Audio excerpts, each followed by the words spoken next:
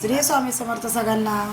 तर आजच्या व्हिडिओमध्ये बघा परत तुमच्या एकदा सगळ्यांचे स्वागत करते आणि आज करणार आहे मी दाबेली। तर जो तुम्हाला मी दाखवला आहे तो दाबेली मसाला आहे आपला तयार केलेला। काल त्याचाही व्हिडिओ मी तुम्हाला टाकलेला आहे कसं तयार केला तर।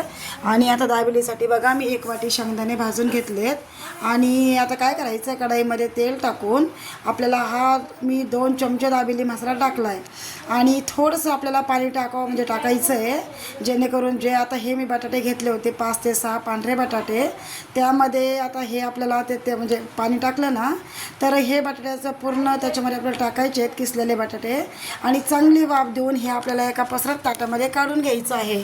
आणि काढल्यानंतर बघा सगळीकडनं आपल्याला हे बॅटर आहे ना असं पांगवायचं, जेणेकरून ते असं एकदम असं सेट होऊन जाईल। आणि हे बघा आता सुंदररित्या मी आपलं ते बॅटर पांगवत आहे आणि यानंतर थोडंसं असं ताट आपल्याला काय करायचं सेट करण्यासाठी थोडंसं म्हणजे असं हलवून घ्यायचं। आणि आता हे बघा हे जे शेंगदाणे आहे ना त्याचे पूर्ण मी आता साल काढलेली होती आणि त्याच कढईमध्ये मी थोडंसं तेल टाकलं। हे शेंगदाणे मी त्या थोडेसे मीठ आणि तिखट टाकून फ्राय केलेले आहेत। आणि आता हे बघा डाळिंब, तर एक डाळिंब मी सोलून घेतलं होतं आपल्याला ह्या बॅटरवर टाकण्यासाठी। आणि आता हे जे शेंगदाणे ना पूर्ण बॅटरला असे लावून घ्यायचेत आपल्याला। आणि त्यानंतर काय करायचं, आता हे बघा आता भरपूर शेंगदाणे असे मी टाकलेत आणि भरपूर असे डाळिंबाचे दाणेही आपल्याला टाकायचे आहेत यावरती। तर हे बघा असं सुंदररित्या मी पूर्ण बॅटर आता तयार करते बघा। आणि वरतून तव्यावर आता कोथिंबीर टाकायची, बारीक शेव घालायची, जेणेकरून आपल्याला म्हणजे असं ज्यावेळेस आपण दाबेलीत भरतो ना तर दाबेली एकदम असे रुचकर आणि चविष्ट लागते। तर हे बघा असं सुंदर बॅटर आपल्या दाबेलीसाठी तयार आहे आता। आणि आता आपल्याला हे बघा आता त्यासाठी जी चटणी लागणार आहे, मी अगोदरच चिंचगुळाची आंबट चटणी केलेली होती।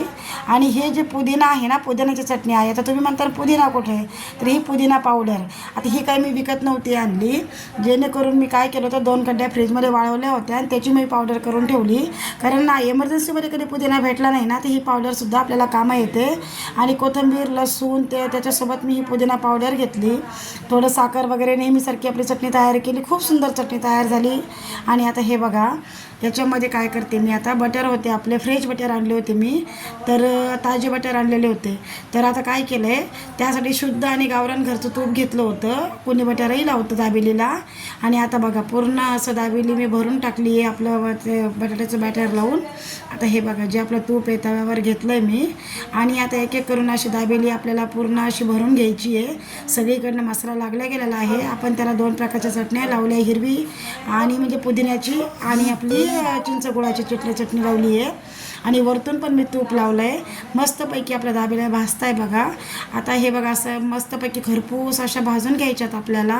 आता आवाज मीठ असल्यामुळे तुम्हाला तो आवाज येणार नाही, नाही असं मस्तपैकी भाजलेल्या आहेत दाबेली आपल्या। आणि अशा रीती सुंदर अशी दाबेली तयार झाली आहे, खायला पण इतकी सुंदर झाली आहे ना। तर अशी दाबेली एकदा नक्की करून बघा तुम्ही। तर आता हे बघा पूर्ण मी काय करते, दोन्हीकडनं भाजून घेतले, त्यानंतर अशा साईडने पण भाजून घ्यायच्या, म्हणजे काय होऊन जातं ना की आता ह्या अशा सगळीकडनं भाजलं का खायला अशा एकदम खरपूस आणि खरपूस भाजायच्या, म्हणजे खायला अशा खरपूस लागल्या पाहिजे, आतला मसालाही पूर्ण असा त्याला लागून जातो, तोही भाजून निघतो। आणि हे बघा अशा सुंदर दाबेली तयार झालेली आहे। व्हिडिओ आवडला असेल तर नक्की सबस्क्राईब करा आणि एकदा अशी दाबेली करून बघा।